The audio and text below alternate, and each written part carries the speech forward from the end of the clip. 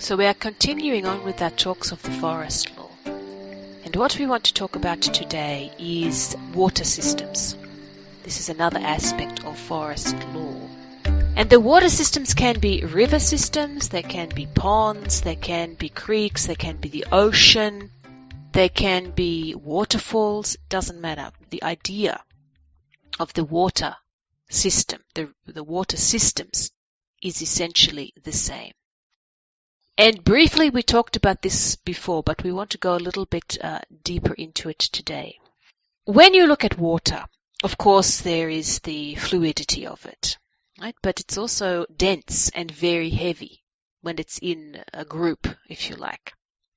And it's life-giving, right? Without water, there's nothing. You can have as much sun as you want, but without water, there's nothing, right? Obviously the same. Without the sun, the same. But in this regard, we're just talking of water. So water is life-giving. The human being has water, their body is majority of fluid, right? That's what they are, their makeup. So you can see that the human being is very closely aligned to this idea of water systems, right? Because they are themselves a water system. So you can see just that, right? The connections that you can make and the relationship between water systems around and water systems as the human being as a water system. Also, we said before that water, like all of forest law, is very inclusive, right? It makes space for you. You go into any kind of water, it makes space for you. And then it envelops you. So it includes you immediately.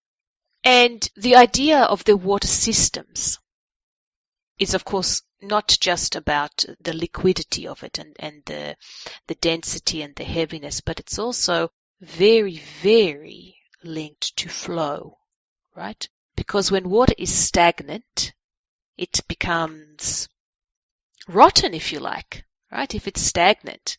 If there's no rain to come and mix it up a little bit and move the bacteria and the algae and the animals around, what have you, or if there's no actual flow in that area, it becomes stagnant and it sort of dies.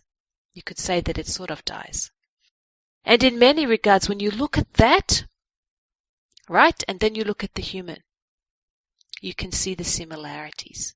If the human remains stagnant, and by that we're not now talking just about the fluid in the body.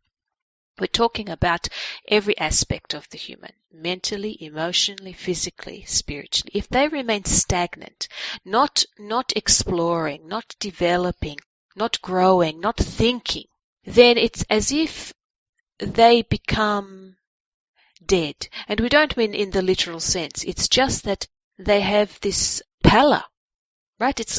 And the pallor, you say, oh, that's the color of the skin. But it's actually, the pallor is like this veil that is across them. That they're no longer themselves. They have become something else. Maybe something that their society wants. Maybe something that their family wants.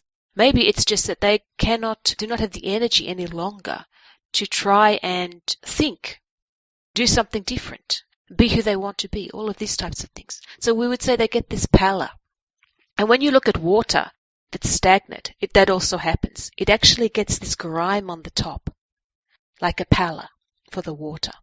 But when you mix the water like that, or add some rain, or let it flow, that pallor disappears quite quickly, right? The thickness of it might not, but the pallor can go. Once the pallor has gone, then there is this brightness, right? Then that's possibilities.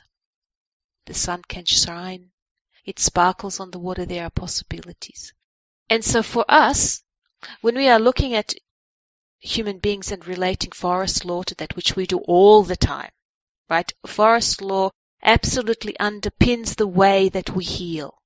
When we look at the human being and we see this pallor, we immediately relate it to the water systems.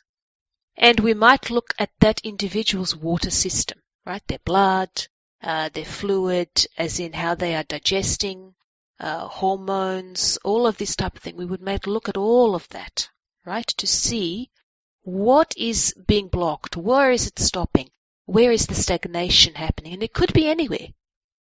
It could be spirit, mind, emotions, body. It could be anywhere. And we would go to that area to agitate, right? We would agitate it to let that pallor come off a little bit and let some sun shine there and let that individual shine.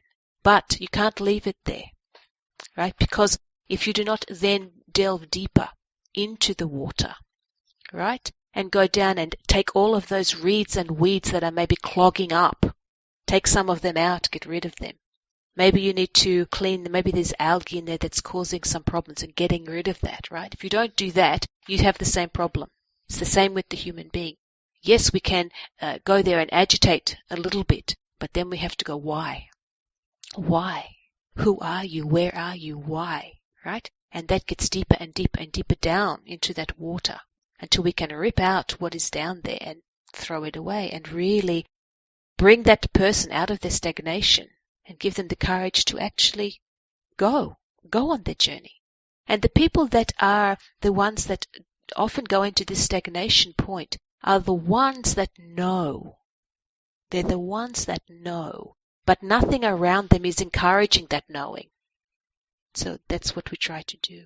And that's how the water systems in forest law really relate to the humans and how we can use that as a support and as an underpinning for forest law. Blessings to you, our friends. We are the Ancestral Medicine Women, healing from the past for the present and the future.